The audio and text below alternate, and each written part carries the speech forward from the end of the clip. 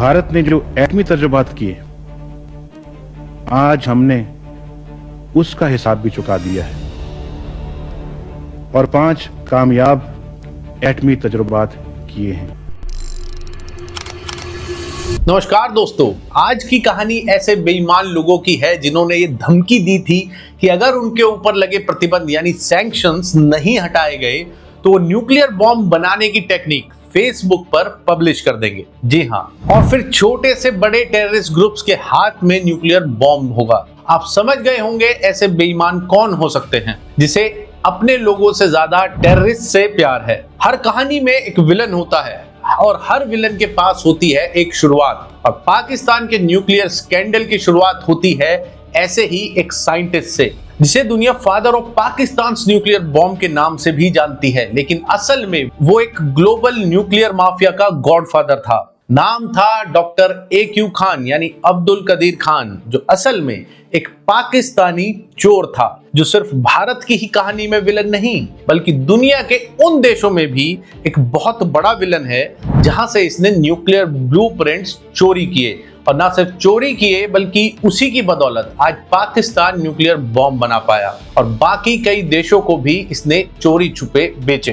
क्या आप जानते हैं कि दुनिया में सिर्फ 9 देश ऐसे हैं जिनके पास न्यूक्लियर बॉम्ब्स हैं, और इनमें से सिर्फ 5 कंट्रीज ऐसी हैं जिन्होंने खुद के दम पे ये टेक्नोलॉजी डेवलप की। बाकी के 4 कंट्रीज ने ये या तो दूसरी कंट्रीज से चोरी किए या फिर चोरी छुपे खरीदे। अब जिन्होंने ये खुद बनाया उनमें है USA, फ्रांस, चाइना, UK और इंडिया, जिनमें से भी चाइना को रशिया ने हेल्प की थी और UK को USA ने हेल्प की थी अपना खुद का न्यूक्लियर डेवलप करने के लिए। बट सिर्फ 3 ऐसे देश हैं जैसे USA, फ्रांस और इंडिया जिन्होंने बिना किसी की हेल्प के ये टेक्नोलॉजी खुद डेवलप की अपने दम पर। बाकी 4 ऐसी कंट्रीज हैं जिसमें पाकिस्तान जिसने ये चोरी किया यूरोप से, USSR यानी करंट का रशिया जिसने ये चुराया था USA से, इजराइल जिसने कोवर्ट ऑपरेशन की हेल्प से इसे अचीव किया, और नॉर्थ कोरिया जिसे पाकिस्तान ने चोरी छुपे ये डिजाइन्स बेचे। अब पाकिस्तान ने ये टेक्नोलॉजी और देश जैसे लीबिया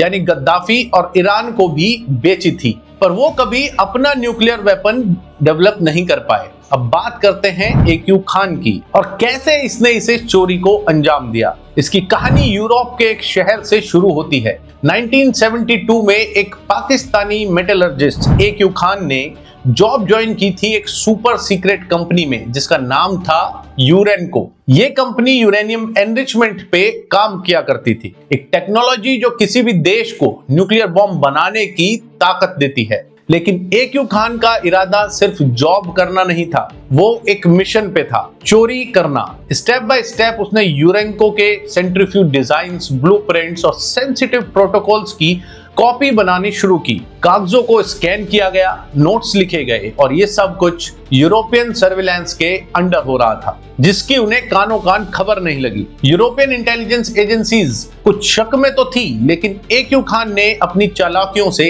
सबको चकमा दे दिया। खान ने हर कॉन्फिडेंशियल डॉक्यूमेंट को डिप्लोमेटिक बैग्स के जरिए पाकिस्तान भेजना शुरू किया। ये बैग्स लीगली स्कैन नहीं किए जा सकते थे क्योंकि ये डिप्लोमेटिक बैग्स थे। डिप्लोमेटिक बैग या पाउच एक ऐसा सील्ड बैग होता है जिसे किसी कंट्री का एम्बेसी या कॉन्सुलेट यूज करते हैं ऑफिशियल गवर्नमेंट डॉक्यूमेंट्स या मटेरियल्स भेजने के लिए। इंटरनेशनल लॉ के अकॉर्डिंग ये बैग्स स्कैन नहीं किए जा सकते, चाहे वो कस्टम्स हो या एयरपोर्ट सिक्योरिटी। और इसी लूप होल का फायदा उठाकर AQ खान ने यूरेनियम एनरिचमेंट की दुनिया की सबसे बड़ी टेक्नोलॉजी का स्मगलिंग ऑपरेशन को अंजाम दिया, और इसमें पाकिस्तान की सरकार और ISI पूरी तरह से इन्वॉल्व थी। जब नीदरलैंड्स की एजेंसीज ने इस पर इन्वेस्टिगेशन शुरू की तो 1983 में उन्होंने AQ खान को इन एब्सेंशिया गिल्टी डिक्लेयर किया, यानी कि मौके पर वो मौजूद नहीं थे पर वो गिल्टी साबित हुए। लेकिन तब तक खान पाकिस्तान लौट चुका था और पाकिस्तान ने उसे एक्स्ट्राडाइट करने से साफ मना कर दिया,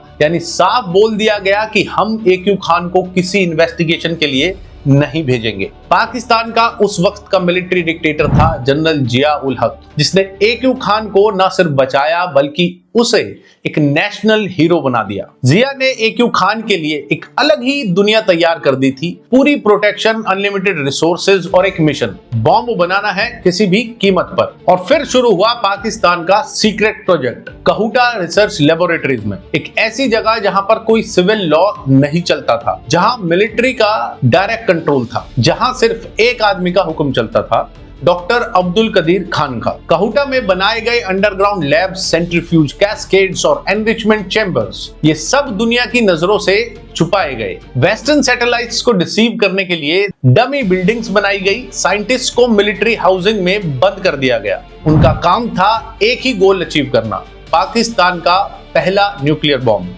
AQ खान के आसपास एक कल्ट क्रिएट हो चुका था, उसे मिलिट्री और पॉलिटिकल प्रोटेक्शन मिल रही थी, कोई उससे किसी भी तरह का सवाल नहीं पूछ सकता था। दोस्तों, AQ खान सिर्फ एक साइंटिस्ट नहीं, वो एक पूरा स्मगलिंग नेटवर्क चला रहा था, एक माफिया बॉस की तरह।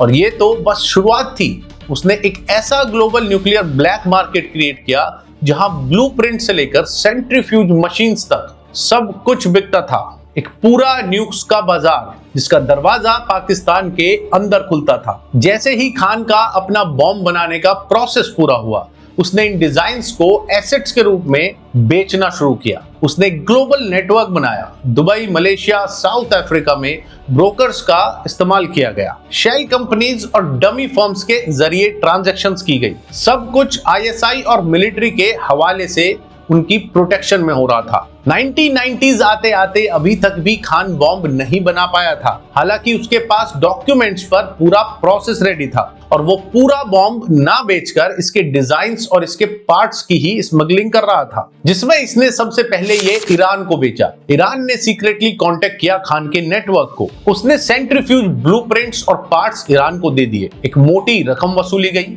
यहां तक कि ईरानियन साइंटिस्ट ने पाकिस्तान विजिट करके इसकी बाकायदा ट्रेनिंग तक ली। ये सब दुबई के ब्रोकर्स के जरिए हो रहा था। फिर नंबर आया नॉर्थ कोरिया का। पाकिस्तान को नॉर्थ कोरिया से मिसाइल टेक्नोलॉजी चाहिए थी, इसके बदले AQ खान ने उन्हें यूरेनियम एनरिचमेंट डिजाइन्स और सेंट्रीफ्यूजेस दिए और बदले में नॉर्थ कोरिया से मिसाइल लिए। इसको missile for nukes exchange deal कहा गया। नॉर्थ कोरिया की नौडोंग मिसाइल, जिसको पाकिस्तान ने थोड़ा मॉडिफाई करके घौरी मिसाइल का नाम दिया। इस डील के बाद नॉर्थ कोरिया भी न्यूक्स बना लेता है। अब इसके बाद नंबर आता है लीबिया का। गद्दाफी ने भी खान से पूरा स्टार्टर न्यूक्लियर पैकेज खरीद लिया, जिसमें डिटेल्ड ब्लूप्रिंट्स के साथ साथ वर्किंग सेंट्रीफ्यूजेस, यूरेनियम हेक्साफ्लोराइड के सैंपल्स तक शामिल थे। और ये सब दुनिया की सभी सुपर पावर्स की नाक के नीचे चल रहा था। 2003 के एंड तक दुनिया की टॉप इंटेलिजेंस एजेंसीज CIA और MI6 को सब कुछ समझ आ चुका था। ईरान, लीबिया और नॉर्थ कोरिया की न्यूक्लियर फाइल्स में एक ही नाम बार बार आ रहा था, डॉक्टर अब्दुल कदीर खान। उनको भनक लग चुकी थी कि इस सब के पीछे पाकिस्तान का हाथ है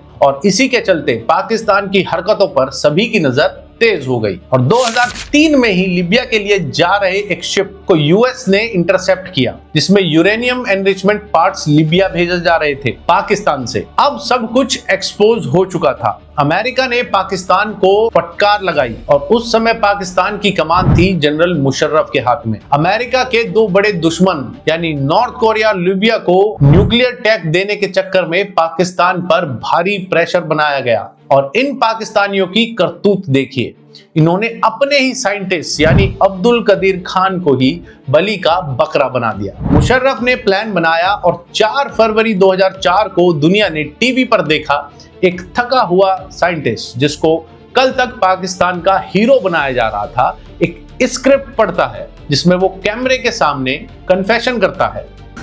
The investigation has established that many of the reported activities did occur and that these were inevitably initiated at my behest. In my interviews with the concerned government officials, I was confronted with the evidence and the findings, and I have voluntarily admitted that much of it is true and accurate. मैं जिम्मेदारी accept करता हूं, मैंने nuclear technology दूसरे मुल्कों तक पहुंचाई, ये मेरी पर्सनल गलती थी। पाकिस्तान गवर्नमेंट या मिलिट्री को इसकी कोई जानकारी नहीं थी। साथ ही मुशर्रफ ने भी बयान दिया कि AQ खान ने अपने लेवल पर यह सब किया, उसमें सरकार को कोई जानकारी नहीं थी। कुल मिलाकर AQ खान को गुनहगार बना दिया गया, जिस झूठ को दुनिया में किसी ने भी नहीं माना, क्योंकि कहूटा फैसिलिटी एक ऐसी जगह थी जहां मिलिट्री के परमिशन के बिना परिंदा भी पर नहीं मारता था, और वहां आकर दूसरे देशों के जैसे ईरान के साइंटिस्ट आकर ट्रेनिंग लेकर गए। यानी इन्वॉल्वमेंट तो पाकिस्तान सरकार का ही था 100%। अब सोचिए, जिसने इस कंट्री को उसकी सबसे बड़ी एसेट यानी न्यूक्लियर बॉम्ब दिया, इन्होंने उसके साथ इंसाफ नहीं किया, तो ये क्या ही किसी के सगे होंगे। AQ खान को हाउस अरेस्ट कर लिया गया। पाकिस्तान की आवाम लिटरली रो रही थी, उनकी जनता खुलेआम आंसू बहा रही थी, पर इनके मुशर्रफ को अपनी इज्जत प्यारी थी और अमेरिका का प्रेशर भी था।